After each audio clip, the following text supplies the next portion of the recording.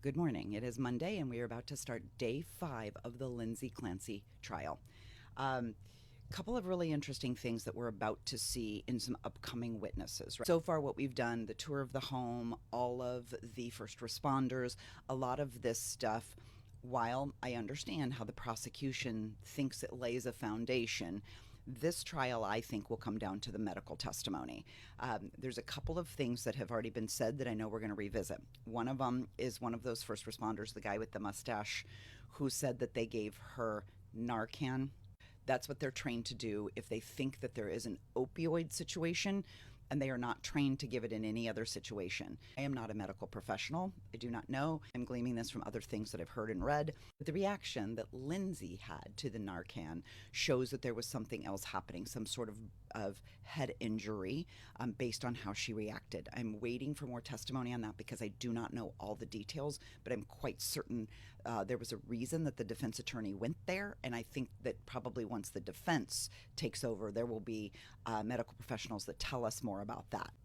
I also mentioned as part of Friday's testimony, there was a woman who was responsible for collecting and tracking the specimens. So people have asked about a toxicology report.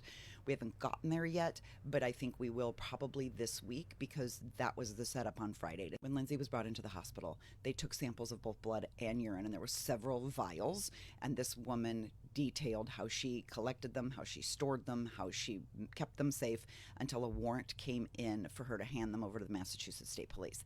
So I believe that was the setup this week to talk about the toxicology report. And the last thing is, I don't know if you guys remember, in the beginning, the defense had asked for 4 experts.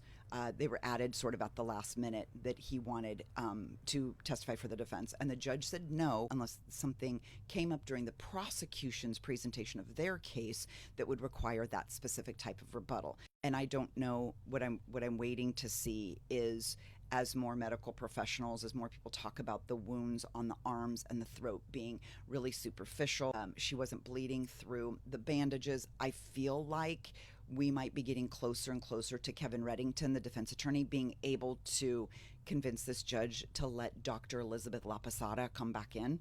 She's the one that testified in the Karen Reed case about all those scratches, those cuts on John O'Keefe's arm.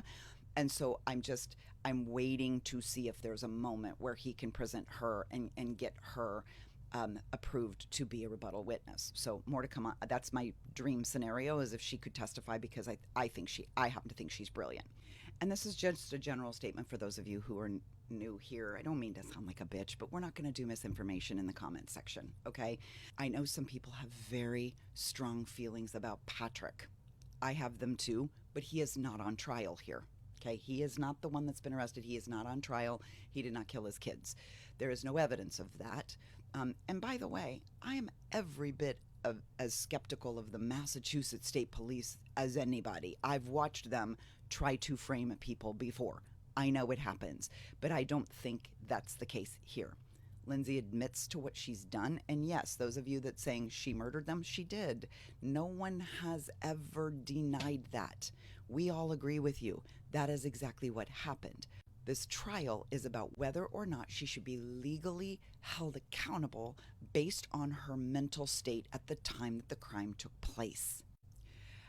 There's a lot of people saying they've heard the 911 call, they've read the transcript. I am going to say this, it's under court order, it's suppressed by the judge.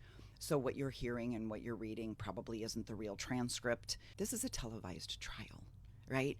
You can go to, easiest way, go to YouTube, do it on your phone, your laptop, your tablet, even your TV, download the YouTube app, then go to YouTube and search Lindsay Clancy.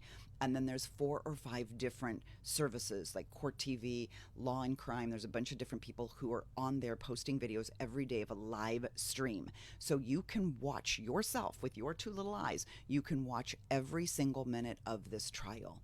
So you don't have to believe what anybody else is saying, especially if it sounds like bullshit. Please do your own research. So we're back in court today, should be starting up very shortly. I am on my way to go snorkeling. I will be offline all day, but I will watch some testimony tonight. I'll probably be back tomorrow morning to tell you what happened in court today. Have a good one.